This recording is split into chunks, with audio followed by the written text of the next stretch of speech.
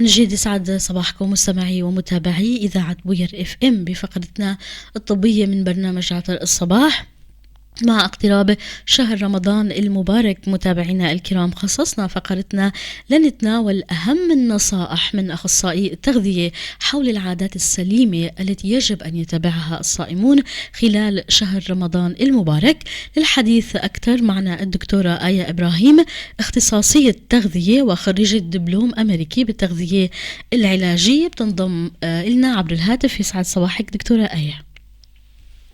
صباح النور، يا هلا.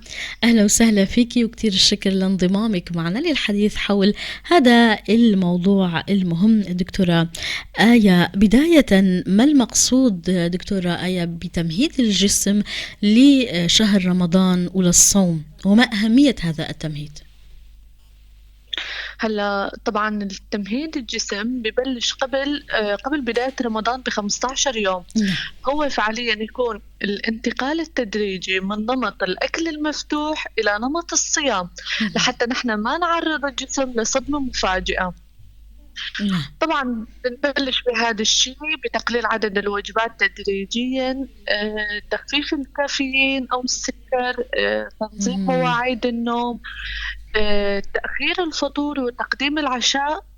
نعم. يعني مثلا بدل ما أفطر الساعة 8 ببلش أفطر الساعة 10. نعم. هلا الدكتورة، التمهيد بيكون مهم لفئات محددة أم لكل الناس؟ لا، لكل الناس، ولكن هناك بالأخير فئات هذا نمط خاصة حياة، أشرتي فنحن إلها. عم نعود الجسم. نعم. آه، ممكن آه تعيدي السؤال؟ نعم.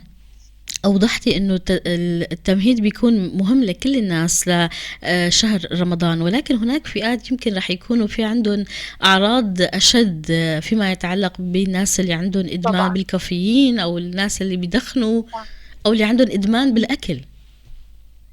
تماما. هم. هلا بشكل عام الأعراض اللي بتصير معنا برمضان بتكون هي صداع، على تعب، على هم. دوخة. آه، أغلب الناس بيصير عندهم حموضة. هم. نسبة من بعض الناس بتصير معهم إمساك. نعم. بشكل عام مثل ما قلتي، طبعا أكيد أهم سبب هو انسحاب الكافيين، أو بالنسبة للمدخنين انسحاب النيكوتين من الجسم. نعم. سبب كتير مهم هو نقص السوائل، انخفاض السكر. طبعا لما بينزل السكر من الجسم حتى السكر الضار تكون أعراضه نفس أعراض انسحاب الكافيين أو انسحاب النيكوتين بالجسم، هم. يعني نفس الأعراض اللي بتصير مع المدخنين لما بيتركوا التدخين مثلا. وقلة الألياف كمان بتعمل لنا كتير من هاي الأعراض. نعم. فنحن لنخفف منها هم. دائما كأخصائي تغذية نحن بننصح بشرب الماء تدريجيا نعم. من الإفطار للسحور. بننصح أنه يكون السحور متوازن. ننصح بتقليل كمية القلي، هم. الأكلات المقلية، الطبخات اللي يكون فيها قلي، كتير بتأثر على توازن الجسم. نعم. وأكيد أهم شيء تقليل القهوة قبل رمضان، يعني نحن مو بنبلش قبل بيوم يومين، على الأقل قبل ب15 يوم. نعم.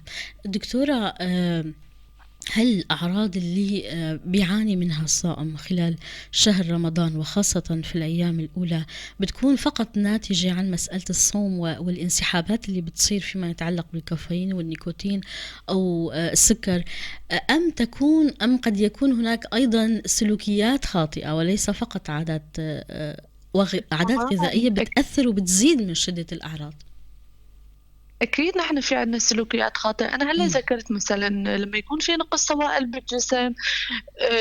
طبعا لما نحن نقول السوائل نحن بنقصد فيه الماء فقط. نعم. أنا ما بقصد فيه الكولا والعصائر والشوربات، هي كلها الجسم ما بيعتبرها سوائل.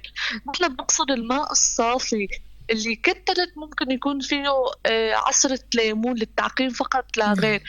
آه، بالنسبة لقلة النوم، بالنسبة نعم. لكثرة شرب القهوة، فهي كلها عوامل بتخلي تكون عندنا الأعراض الصائم أكثر من غيره. والسهر دكتورة، كمان السهر خلال شهر أكيد رمضان.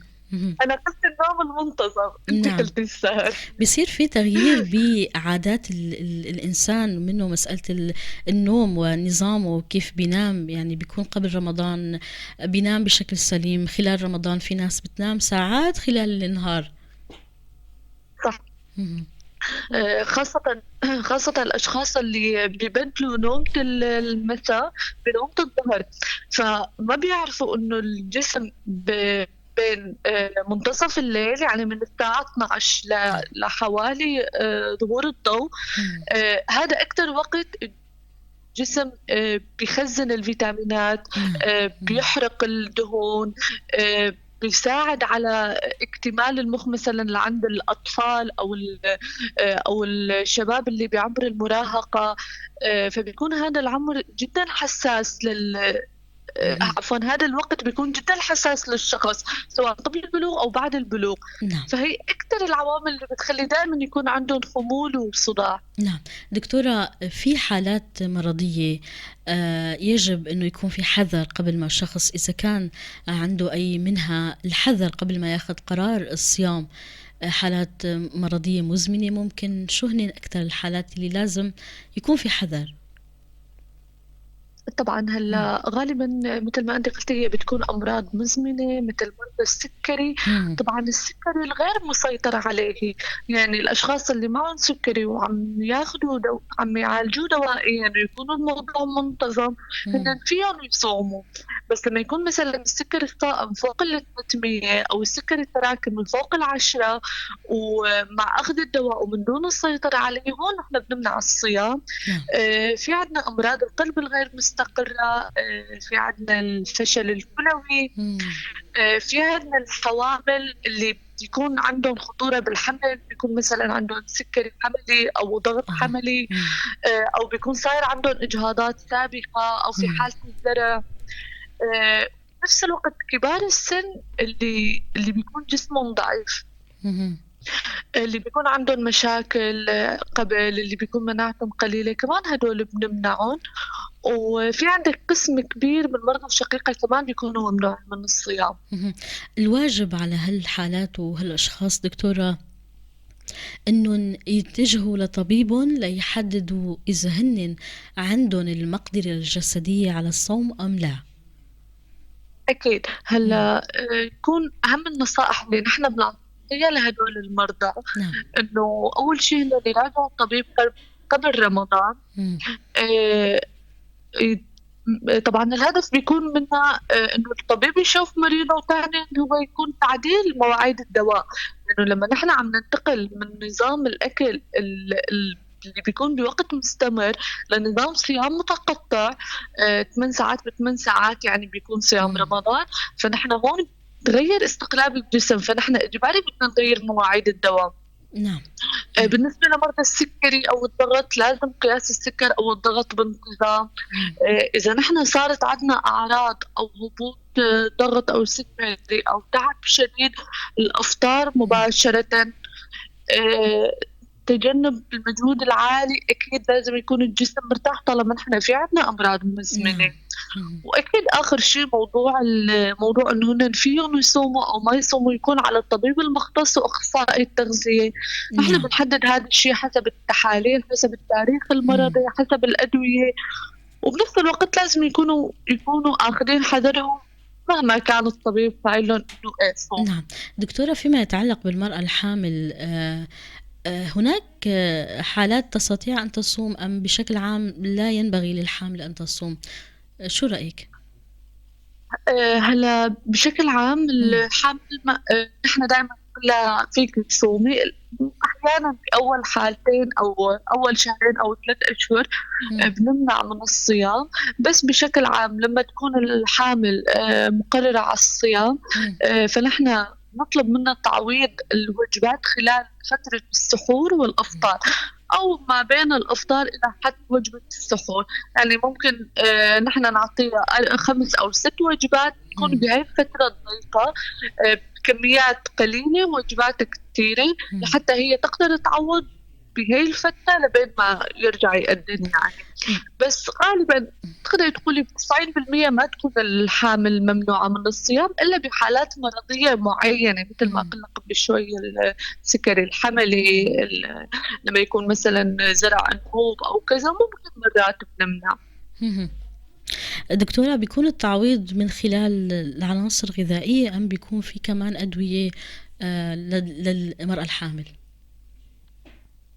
للمرأة الحامل هذا الشيء ضل حسب عمر الجنين وعمر الحمل والحالة المرضية للمريضة. نعم. هلا بشكل عام بالنسبة للأدوية نحن دائما بنعوض للمرأة الحامل لأنه جسمها بيحتاج أكثر من الشخص الطبيعي، ومرات النظام الغذائي ما رح يعوض لنا كامل الفيتامينات اللي بيحتاجها جسمها، فغالبا هي أساسا عم تاخذ عندنا تعويض دوائي. أما بالنسبة للتعويض بالأكل، التعويض بفيتامينات أخرى خلال فترة البرنامج، فترة الصيام، هذا الشيء يضل حسب الحالة المرضية لكل مرأة حاملة. دكتورة، شو هن أكثر السلوكيات الخاطئة أو العادات الغذائية الخاطئة الدارجة عنا خلال شهر رمضان، وشو تبعات هذه العادات يعني كأكل بصراحة بالنسبة العادات الغذائية الخاطئة هي أكتر شيء بتخلي أخصائي التغذية بيفكر بقدم استقالته خلال شهر رمضان. من أهمها والأكتر شيء أنا عم أشوفها دارجة موضوع استبدال الماء بالعصائر السكرية أو حتى بالكولا. يعني كتير بيقولوا إنه قدام شربنا كاسة كولا أو شربنا كاسة عصير، فعليا كاسة العصير بتكون فيها سكر أضعاف الكولا، فنحن هون ما عطينا الجسم حاجته من الماء الصافي. هاي أولا. ثانيا إلغاء وجبة السحور. المرضى الصائمين اللي بيقولوا نحن ضلينا نايمين وما أكلنا لحتى ننحف أو لأسباب ثانية، موضوع إن نحن لغينا وجبة ما معناته إنه رح يحرق لنا السعرات، لا، رح يخلي الجسم يتعرض لمشاكل ثانية نحن ما لنا فيها. الإفراط في المقليات، لما نبلش نكتر من السمبوسك، من الأكلات اللي بيكون فيها كميات عالية من الزيت، بيخلي الجسم يخلي يصير عنده تراكمات على الكبد على الكليتين، فهذا الشيء فوتنا بحالة ما لنا فيها. كمان في عندك وجبة إفطار ضخمة، لما بيقولوا لحالهم أوكي طبعا نحن صرنا 7 ساعات 8 ساعات صايمين وبيقعدوا من دون حسبان، احتياج الجسم ما بيتغير سواء نحن كنا صايمين أو ما كنا صايمين، هو نفس الاحتياج. نعم دكتورة، فالمشكلة ما أنا بالصيام، المشكلة بطريقة الإفطار اللي عندنا. نعم. تقليل الماء بيؤدي تبعات هالنقاط اللي أنت ذكرتها، مسألة استبدال العصائر المحلاة أو العصائر الغنية بالسكر بالماء، والماء هو أساسي للجسم. إلى ماذا يؤدي؟ الإكثار من الدسم والإكثار من السكريات والإكثار من الملح. شو التبعات الصحية لهذا الشيء على الشخص الصائم؟ أولا رح تكون الأعراض اللي حكينا عنها قبل شوي رح تكون بشكل أقوى. بالنسبة للأشخاص اللي معهم أمراض مزمنة، المرض المزمن اللي بيعانوا منه رح تكون هجماته أو رح تكون أقوى على المريض.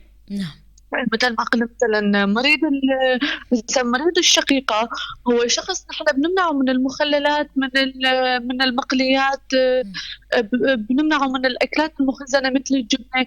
فلما المريض بيكتر مثلا من السكريات، من المخللات وهالقصص الغير صحية، بنلاقي انه نوبات الشقيقة بتزيد عنده خلال فترة شهر رمضان. يعني هون ما بيكون السبب الصيام، هون بيكون العادات الغذائية الغلط هي اللي سببت له النوبات الزايدة. نعم دكتورة، خلينا نقول للناس شو هن العادات السليمة لنصحح المفاهيم الخاطئة. هلأ في ناس قالوا إنه مسألة السحور ما بياكلوا لأنه في منهم يقولوا بيصير عنا حموضة وضلينا نايمين. شو هو التوقيت المناسب لوجبة السحور كرمال ما يصير في حموضة مثلا للمعدة؟ تمام. بالنسبة لتوقيت السحور مثل ما قال عليه الصلاة والسلام دائما نحن نفضل انه يكون قد ما فينا نحن نأخر وجبة السحور ونبكر بوجبة الافطار. يعني هذا الحكي او هاي السنة هي فعلا النظام الافضل للجسم. نعم. طبعا طبعا موضوع الحموضة ما عم بيصير بسبب عم بيصير عندنا بسبب الوقت، عم مم. بيصير بسبب الأكل الغلط. نعم. يعني المرضى اللي أو الصائم اللي مم. بيكون ما نحن رح نحكي بالحالة العامة اللي ما مم. بيعاني من أي مرض، وبيقوم ببلش مثلا بكاسة عصير، مم. يكون أنا بكرة صايم، وببلش بنمط غلط، كثرة فواكه، كثرة سكريات. حلويات، كثرة موالح مثلا. طبعا هذا الشيء رح يسبب له بسبب. حموضة. نعم. نطلع لفاصل وبنكمل اللقاء.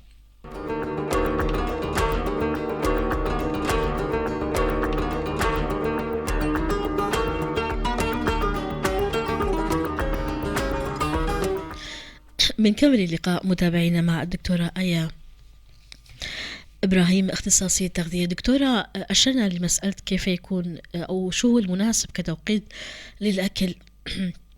ما هي العناصر الغذائية التي تكون مفيدة للصائم خلال وجبة السحور، بحيث تزيد من مدة الشعور بالشبع وتقلل من الشعور بالعطش؟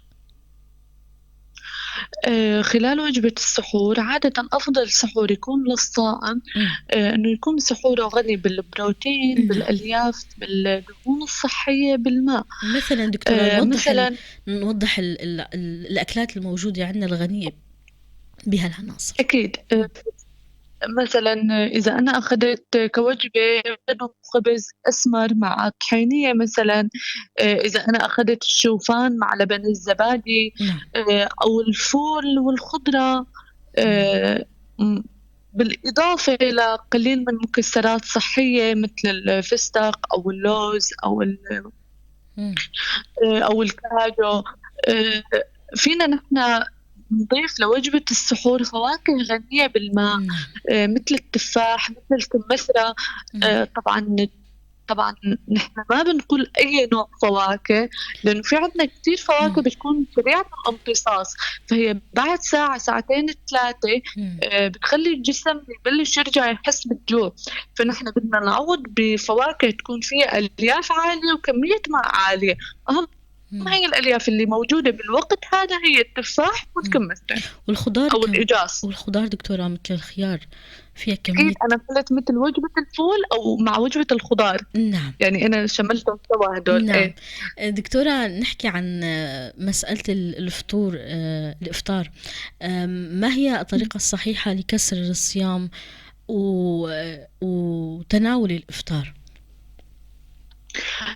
غالبا الدراسات الحديثة بتنصح إنه المريض أو الصائم مم. يبلش وجبته بكوب شوربة، مم. خاصة شوربة العدس، شوربة الفطر، نعم. بتكون فيها ألياف عالية مع كاسة مي. مم. آه، بتكون فيها كمان نسبة عالية من البروتين، فهون نحن نضمن لما المريض بعد بياكل الوجبة الرئيسية أو بياكل تمر مم. ما نتعرض مثلا لارتفاع سكري مفاجئ أو ارتفاع الأنسولين مم. أو حتى مثلا الأشخاص اللي هلا حكينا إنه مثل مرضى الكلية أو هيك، نحن مم. ما بنعرض الكلى عندهم لهجمة مفاجئة. بيصير تمهيد للموضوع. أكيد. مم. فدائما نحن حتى ما بننصح إنه نحن نبلش بالتمر أو مثل ما مم. بيقولوا، لا. بالأخير نحن قطعنا الأكل ل 8 9 نعم. ساعات، فنبلش بسكريات مم. شوي بيكون فيها غلط، خاصة نعم. بالنسبة لمرضى السكري والصبايا أو الشباب اللي عندهم مقاومة أنسولين. مم. فأفضل شيء حاليا الدراسات بتقوله هو الشوربات مع كاسة مي. مم. بعد بنعطي فاصل 5 دقائق وفينا ناكل. ناكل الطبق الرئيسي. ناكل نعم. الرئيسي. دكتورة، في ناس بيقولوا نحن خلال أول 15 يوم بننحف، بعد 15 يوم بنسمن. شو بنقلون؟ صح. هذا أكتر سؤال بينسأل مني برمضان، نعم. ويمكن باليوم أنا بلاقيه شي 20 مرة. أشياء. نعم. فكرة فكرة إنه الجسم بينحف أول 15 يوم. مم. بيسمن ثاني 15 يوم. فعليا نظام الصيام هو نفس الصيام المتقطع اللي نحن بنسمع عنه دائما على الانترنت، على السوشيال ميديا بشكل عام. فخلال أول 15 يوم بيكون الجسم قابل للحرق، بيحرق أكتر لأنه بيكون شيء جديد، نظام جديد. مثل لما مثلا نحن بنروح على بيت جديد بنكون مبسوطين في أول فترة. فهي نفس الفكرة، إنه الجسم بيلاقي شيء جديد، بتريح المعدة، بتريح المخ، بتريح الكبد. فالجسم بيكون عنده قدرة عالية على الحرق. بعد 15 يوم طبعا نحن فينا نحافظ انه هاي المدة بعد 15 يوم ما تصير عندنا موضوع انه السمنة وهيك، لما نحن بنكون اخذين العادات الغذائية الصح بأول 15 يوم. فلما يعدي ال 15 يوم الثانيين، السبب اللي يخلي يصير سمنة يكون الحرق خف، لأنه نحن كترنا مثلا بأول 15 يوم أخذوا نسبة عالية من السكريات، القهوة، النظام الغلط مثل ما حكينا قبل شوي، من دون سحور. فهذا الشيء يخلي الجسم يصير عنده خمول، يصير فكرة عند الجسم انه انا اي شيء بدي اكله بدي يخزنه، لانه الجسم دائما هو جسم ذكي. نحن في عندنا غدة بتعرف لما يصير عندنا نقص اي نوع من انواع الاحتياج الغذائي للجسم، فنقص اي نوع من الفيتامينات او الماء او حتى المعادن يخلي الجسم يخزن من بدال ما الجسم بيحرق. يعني بيكون نتيجة عكسية، مثل في ناس كمان بيقولوا بعض الأشخاص بيقولوا كم يوم بيكون رمضان خلينا ناكل قدر الإمكان بشكل أكبر، اليوم فيه وبكرة ما في. هذا الشيء رح يكون فيه له نتيجة عكسية.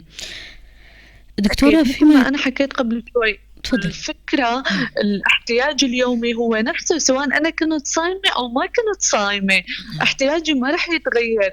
نحن بس عم نريح الجسم خلال هالفترة، ممكن نخليه يساعدوا على الحرق كرمضان، يساعدوا على الحرق، يساعدوا على تجديد الخلايا، بس مو معناته نحن لأنه رح يبلش رمضان نحن فينا نخزن وبعدين رح نحرق.